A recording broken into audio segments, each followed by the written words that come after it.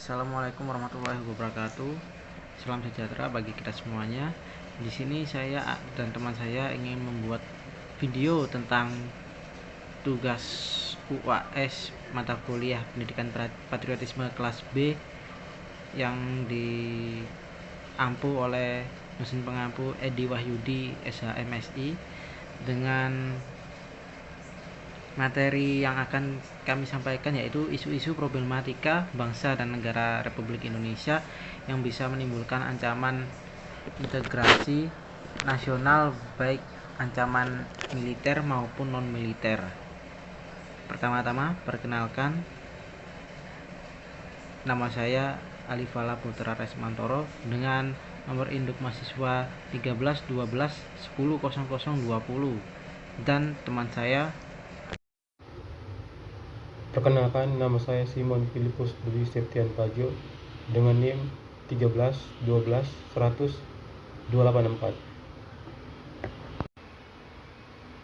Ancaman terhadap integrasi nasional. Kalian tentunya pernah melihat peta dunia. Dalam peta tersebut, kalian dapat menunjukkan posisi negara Indonesia yang berada di tengah-tengah dunia, dilewatkan garis khatulistiwa, diapiti oleh dua benua yaitu Asia dan Australia, serta berada di antara dua samudra yaitu Samudra Hindia dan Pasifik. Kondisi tersebut menunjukkan bahwa wilayah Indonesia berada pada posisi silang dunia yang sangat strategis. Perlu kalian ketahui bahwa posisi silang negara Indonesia tidak hanya meliputi aspek kewilayahan, melainkan meliputi aspek-aspek kehidupan sosial antara lain. Yang pertama, kedudukan Indonesia berada di antara daerah berpenduduk padat di utara dan daerah berpenduduk jarang di selatan. Yang kedua, ideologi Indonesia terletak antara komunisme di utara dan liberalisme di selatan. Yang ketiga, demokrasi Pancasila berada di antara demokrasi rakyat di utara atau Asia Darat bagian utara dan demokrasi liberal di selatan. Yang keempat, ekonomi Indonesia berada di antara sistem ekonomi sosialis di utara dan sistem ekonomis kapitalis di selatan. Yang kelima, masyarakat Indonesia berada di antara masyarakat sosialis di utara dan masyarakat individualis di selatan. Yang keenam, kebudayaan Indonesia di antara kebudayaan timur di utara dan kebudayaan barat di selatan. Sistem pertahanan dan keamanan Indonesia berada di antara sistem pertahanan kontinental di utara dan sistem pertahanan maritim di barat, selatan dan timur. Posisi silang Indonesia sebagaimana diurai di atas merupakan sebuah potensi sekaligus ancaman bagi integrasi nasional bangsa Indonesia. Dikatakan sebuah potensi karena akan memberikan dampak positif bagi kemajuan bangsa Indonesia serta akan memperoleh keberadaan Indonesia sebagai negara yang tidak dapat disepelekan perannya dalam menunjang kemajuan serta terciptanya perdamaian dunia. Akan tetapi, posisi silang ini juga menjadikan Indonesia sebagai negara yang tidak terbebas dari ancaman yang dapat memecah belah bangsa.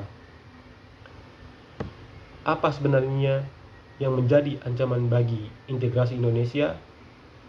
Adalah ancaman bagi integrasi nasional tersebut datang dari luar maupun dari dalam negara sendiri dan berbagai dimensi kehidupan. Ancaman tersebut biasanya berupa ancaman militer dan non-militer. Nah, untuk itu, menjawab rasa penasaran kalian, berikut diuraikan secara singkat ancaman-ancaman yang dihadapi bangsa Indonesia, baik yang berupa ancaman militer maupun ancaman non-militer. Yang pertama, ancaman militer. Ancaman militer berkaitan ancaman di bidang pertahanan dan keamanan. Ancaman militer adalah ancaman yang menggunakan kekuatan bersenjata dan terorganisasi yang dinilai mempunyai kemampuan membahayakan kedaulatan. yaitu kedaulatan negara, keutuhan wilayah, dan keselamatan segenap bangsa. Ancaman militer dapat berupa agresi atau invasi, pelanggaran wilayah, serta pemberontakan bersenjata. Agresi suatu negara dikategorikan mengancam kedaulatan negara, keutuhan wilayah, dan keselamatan segenap bangsa. Indonesia mempunyai bentuk-bentuk mulai dari berskala besar sampai dengan terendah. Invasi merupakan bentuk agresi yang berskala paling besar dengan menggunakan kekuatan militer bersenjata dikerahkan untuk menyerang dan menduduki wilayah Indonesia. Bangsa Indonesia pernah merasakan pahitnya diinvasi atau diserang oleh Belanda yang ingin kembali menjajah Indonesia sebanyak 2 kali, yaitu 21 Juli 1947 dan 19 Desember 1948. Bentuk dari ancaman militer yang peluang terjadinya cukup tinggi adalah tindakan pelanggaran wilayah atau wilayah laut, ruang udara, dan darat Indonesia oleh negara lain. Konsekuensinya, Indonesia yang memiliki wilayah yang sangat luas dan terbuka berpotensi terjadinya pelanggaran wilayah. Ancaman militer dapat pula terjadi dalam bentuk pemberontakan bersenjata. Pemberontakan tersebut pada dasarnya merupakan ancaman yang timbul dari dilakukannya oleh pihak-pihak tertentu di dalam negeri. Tetapi pemberontakan bersenjata tidak jarang disokong oleh kekuatan asing, baik secara terbuka maupun secara tertutup. Pemberontakan bersenjata melawan pemerintah Indonesia yang sah merupakan bentuk ancaman militer yang dapat merongrong kewibawaan negara dan jalannya roda pemerintahan.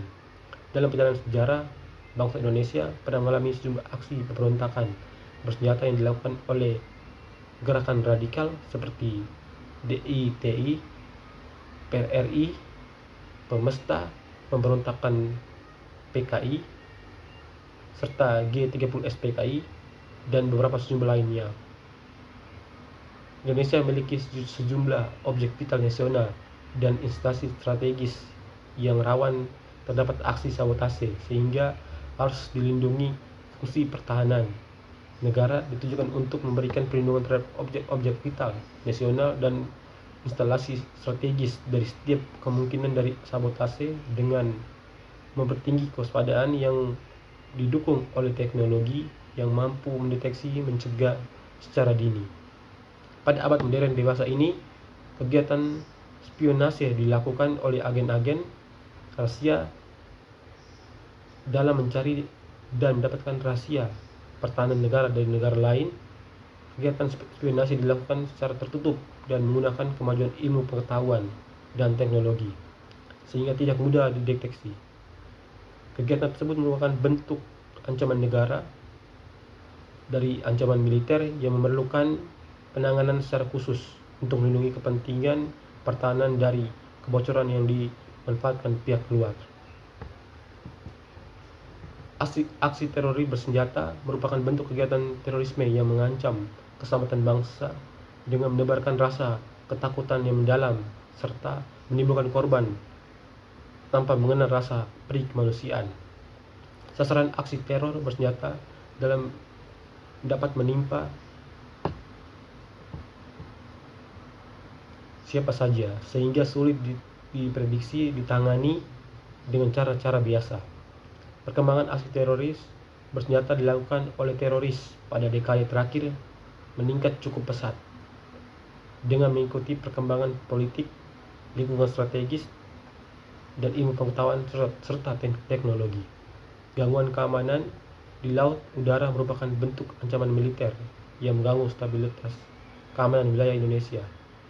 Kondisi geografis Indonesia dengan wilayah perairan serta wilayah udara Indonesia yang terbentang pada pelintasan transportasi dunia yang padat, baik transportasi maritim maupun dirgantara.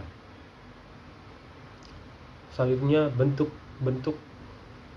gangguan keamanan di laut dan udara dapat diprioritaskan perhatian dalam penyelenggaraan pertahanan negara meliputi: pertama, pembajakan atau perompak; yang kedua, penyelundupan serta amunisi dan bahan peledak atau bahan lainnya yang dapat membahayakan keselamatan bangsa Indonesia. Yang ketiga, penangkapan ikan secara ilegal atau pencurian kekayaan laut termasuk gangguan keamanan. Yang terakhir, pencemaran lingkungan. Ancaman non-militer. Ancaman non-militer pada hakikatnya merupakan ancaman yang menggunakan faktor-faktor non-militer dinilai mempunyai kemampuan yang membahayakan kedaulatan negara, kepribadian bangsa, keutuhan wilayah negara, dan keselamatan segenap bangsa. Ancaman ini salah satunya disebabkan oleh pengaruh negatif dari globalisasi. Globalisasi yang menghilangkan sekat atau batas pergaulan antar bangsa secara disadari maupun tidak telah memberikan dampak negatif yang kemudian menjadi ancaman bagi keutuhan sebuah negara, termasuk Indonesia. Ancaman non-militer diantaranya dapat berdimensi ideologi, politik, ekonomi, dan sosial budaya. Yang pertama, ancaman di bidang ideologi. Secara umum, Indonesia menolak dengan tegas paham komunis dan Zionis. Akibat dari penolakan tersebut, tentu saja pengaruh dari negara-negara komunis dapat dikatakan tidak dirasakan oleh bangsa Indonesia. Kalaupun ada pengaruh tersebut, sangat kecil ukurannya. Akan tetapi, meskipun demikian, bukan berarti bangsa Indonesia terbebas dari pengaruh paham lainnya, misal pengaruh liberalisme. Saat ini kehidupan masyarakat Indonesia cenderung mengarah pada kehidupan liberal yang menekankan pada aspek kebebasan individual. Sebenarnya, liberalisme yang disokong oleh Amerika Serikat tidak hanya memengaruhi bangsa Indonesia, akan tetapi hampir semua negara di dunia. Hal ini sebagai akibat dari era globalisasi. Globalisasi ternyata mampu meyakinkan kepada masyarakat Indonesia bahwa liberalisme dapat membawa manusia ke arah kemajuan dan kemakmuran. Tidak jarang hal ini mempengaruhi pikiran masyarakat Indonesia untuk tertarik pada ideologi tersebut. Akan tetapi pada umumnya pengaruh yang diambil justru yang bernilai negatif. Misalnya dalam gaya hidup yang diliputi kemewahan, pergaulan bebas yang cenderung mengaruhi pada dilakukannya perilaku seks, kemudian bebas dan sebagainya. Hal tersebut tentu saja apabila tidak diatasi akan menjadi ancaman bagi kepribadian bangsa Indonesia yang sesungguhnya. Kemudian ada ancaman di bidang politik. Ancaman di bidang politik dapat bersumber dari luar negeri maupun dalam negeri. Dari luar negeri, ancaman di bidang politik dilakukan oleh suatu negara dengan melakukan tekanan politik terhadap Indonesia. Intimidasi, provokasi, atau blokade politik merupakan bentuk ancaman non-militer berdimensi politik yang seringkali digunakan oleh pihak-pihak lain untuk menekan negara lain. Kedepan, bentuk ancaman yang berasal dari luar negeri diperkirakan masih berpotensi terhadap Indonesia yang memerlukan peran dari fungsi pertahanan non-militer untuk menghadapinya. Ancaman yang berdimensi politik yang bersumber dari dalam negeri dapat berupa penggunaan kekuatan berupa pengerahan massa untuk menumbangkan suatu pemerintahan yang berkuasa atau menggalang kekuatan politik untuk melemahkan kekuasaan pemerintah. Selain itu, ancaman separatisme merupakan bentuk lain dari ancaman politik yang timbul di dalam negeri. Sebagai bentuk ancaman politik, separatisme dapat menempuh pola perjuangan politik tanpa senjata dan perjuangan bersenjata.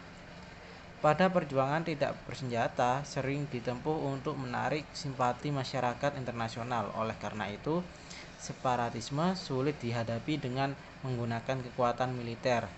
Hal ini membuktikan bahwa ancaman di bidang politik memiliki tingkat risiko yang besar yang mengancam kedaulatan, keutuhan, dan keselamatan bangsa. Kemudian ada ancaman di bidang ekonomi.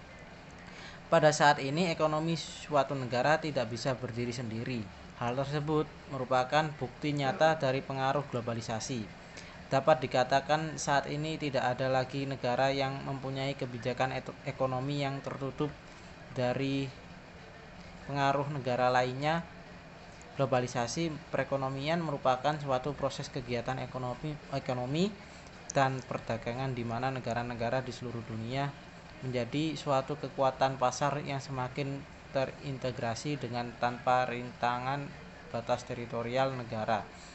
Globalisasi perekonomian mengharuskan penghapusan seluruh batasan dan hambatan terhadap arus modal, barang, dan jasa.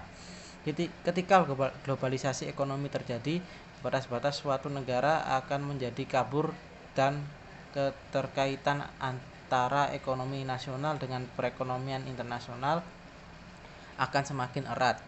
Globalisasi perekonomian di suatu pihak akan membuat peluang pasar produk dari dalam negeri ke pasar internasional secara kompetitif. Sebaliknya juga membuka peluang masuknya produk-produk global ke dalam pasar domestik. Hal tersebut tentu saja selain menjadi keuntungan juga menjadi ancaman bagi kedaulatan ekonomi suatu negara.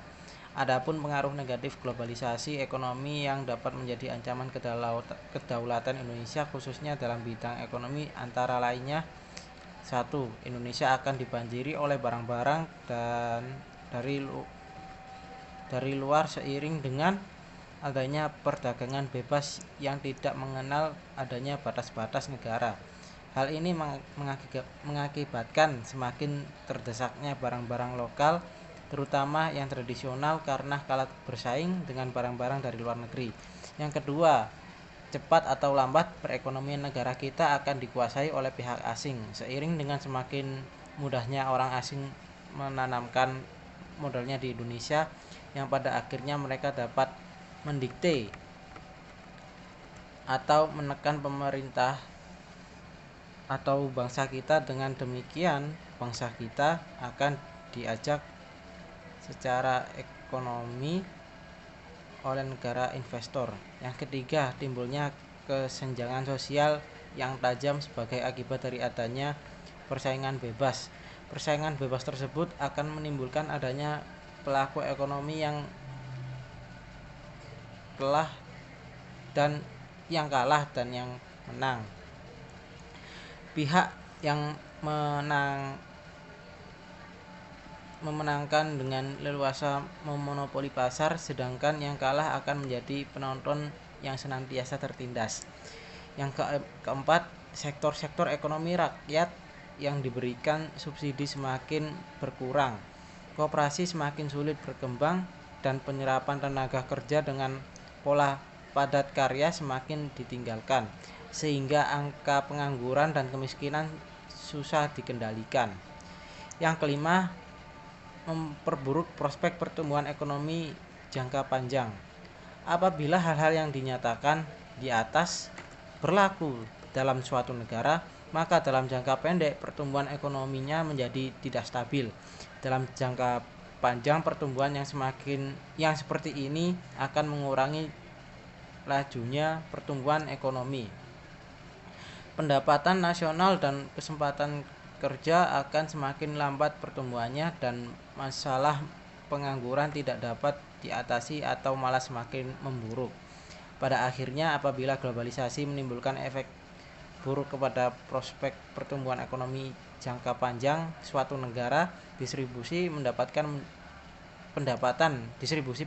menjadi semakin tidak adil, dan masalah sosial ekonomi masyarakat semakin bertambah buruk. Ancaman di bidang sosial dan budaya. Ancaman yang dimensi sosial budaya dapat dibedakan atas ancaman dari dalam dan ancaman dari luar. Ancaman dari dalam didorong oleh isu-isu kemiskinan, kebodohan, keterbelakangan, dan ketidakadilan. Isu-isu tersebut menjadi titik pangkal timbulnya permasalahan seperti separatisme, terorisme, kekerasan, dan banyak akibat perbuatan manusia. Isu tersebut akan mengancam persatuan dan kesatuan bangsa, nasionalisme, dan patriotisme. Ancaman dari luar timbul sebagai akibat dari pengaruh negatif globalisasi, diantaranya adalah 1. Munculnya gaya hidup konsumtif dan selalu mengonsumsi barang-barang dari luar negeri. Yang kedua, muncul sifatnya hedonisme, yaitu kenikmatan pribadi dianggap sebagai suatu nilai hidup tinggi.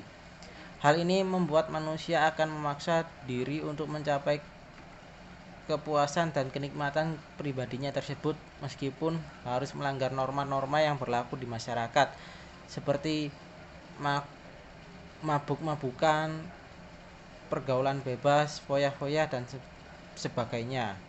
Yang ketiga, adanya sikap individualisme, yaitu sikap selalu mementingkan diri sendiri serta memandang orang lain itu tidak ada dan tidak bermakna. Sikap seperti ini dapat menimbulkan ketidakpedulian terhadap orang lain, misalnya sikap selalu menghardik, pengemis, pengamen, dan sebagainya. Yang keempat, munculnya gejala westernisasi, yaitu gaya hidup yang selalu berorientasi kepada budaya barat tanpa diseleksi terlebih dahulu, seperti meniru model pakaian yang biasa dipakai orang-orang barat yang sebenarnya bertentangan dengan nilai dan norma-norma yang berlaku, misalnya memakai rok mini, lelaki memakai anting-anting, dan sebagainya. Yang kelima, semakin memudarnya semangat gotong royong, solidaritas, kepedulian, dan kesetiakawanan sosial.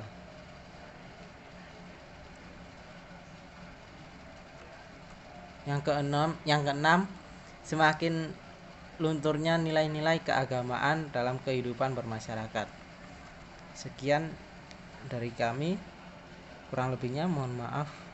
Wassalamualaikum warahmatullahi wabarakatuh.